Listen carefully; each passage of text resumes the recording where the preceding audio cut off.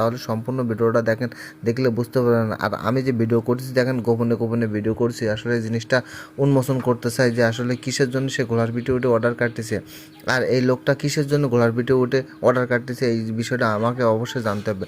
আপনারা সম্পূর্ণ ভিডিওটা দেখেন, দেখলে বুঝতে পারবেন। অবশ্যই ভিডিওটা দেখে একটা কমেন্ট করবেন। ভাই আসসালামু আলাইকুম। ওয়ালাইকুম আসসালাম। আপনি কেমন আছেন? এই তো আলহামদুলিল্লাহ ভালো। আমি কিছুক্ষণ ধরে দেখতেছি আপনি ঘোড়ার পিঠে উঠে অর্ডার কাটতেছেন, কিসের জন্য?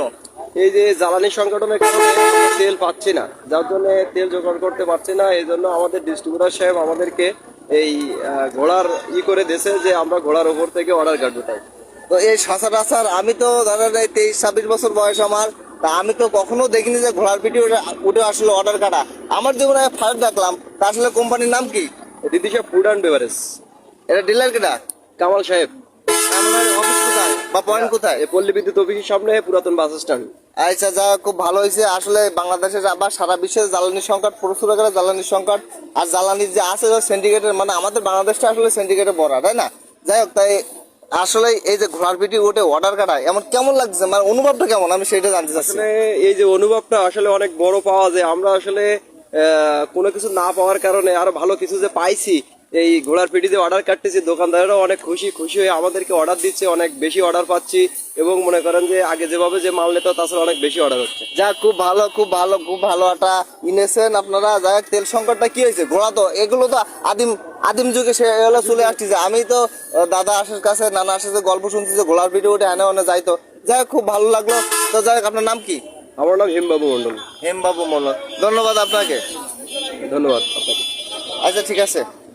বন্ধুরা, আমরা দেখতেছি রাজকীয় স্টাইলে দেখেন ঘোড়ার পিঠে ওঠে দেখেন অর্ডার কাটতেছে। আর দুনিয়াটাকে আপডেট হয়ে গেল না? তো দেখেন তেল লাইট কি হয়েছে, ঘোড়ার পিঠে ওঠে তো অর্ডার কাটতে পারতেছে, তাই না? বন্ধুরা, আমরা তো দেখলাম যে ঘোড়ার পিঠে আসলে ওটা অর্ডার কাটতেছে। আসলে ডিস্ট্রিবিউটারের কাছে কিছু জানার আছে আমার। এই ডিস্ট্রিবিউটার এখানে দেখি যে ওনার পয়েন্টে আসলাম, দেখি ওনার কি বক্তব্য একটু শুনি। ভাই আসসালামু আলাইকুম। ওয়ালাইকুম আসসালাম। আপনি কেমন আছেন? আলহামদুলিল্লাহ। আমি যে দেখলাম আপনার এই কোম্পানির লোক যে ঘোড়ার পিঠে উঠে অর্ডার কাটতেছে, আসলে কিসের জন্য ভাই, এটা একটু আমি শুনতে চাই। ভাই আপনি তো জানেন যে যুদ্ধ চলতেছে, ঠিক আছে, জ্বালানি সংকট দেখা দিচ্ছে। তো আমাদের দুইটা এসআর আছে মাঠে। হ্যাঁ, আমি রিদিশা কোম্পানি ডিস্ট্রিবিউটার কয়রা। এখন মনে করেন কি এরা মানে জ্বালানির অভাবে মাঠে অর্ডার কাটতে পারতেছে না। এখন এরা যে আমি সাইকেল দিব, বাইসাইকেল দিব, এরা সাইকেলও চালাইতে পারে না। বাট আমি এদের জন্য এই বিকল্প পথ করছি, মানে ঘোড়া কিনে দিছি দুইটা। যে জ্বালানি সংকট যতক্ষণ, জ্বালানি তেলের যতক্ষণ না সমস্যা। গাইস দেখলেন তো, ভিডিওটা খুব সুন্দর হয়েছে, ইন্টারেস্টিং।